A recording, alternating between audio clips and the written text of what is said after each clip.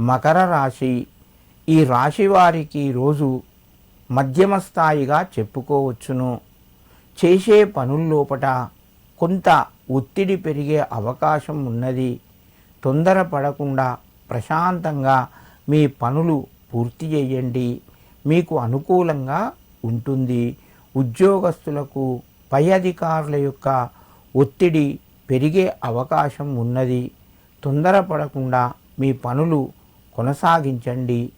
మీకు అనుకూలంగా ఉంటుంది. ఆర్థిక పరంగా కొంత అనుకూలిస్తుంది. ఖర్చులు తగ్గుతాయి.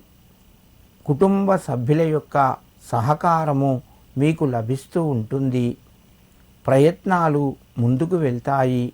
ఈ రాశివారు ఈరోజు శివ అష్టోత్తర నామాలు చదువుకొని మీ పనులు ప్రారంభించండి. మీకు మరింత శుభయోగం కలుగుతూ ఉంటుంది.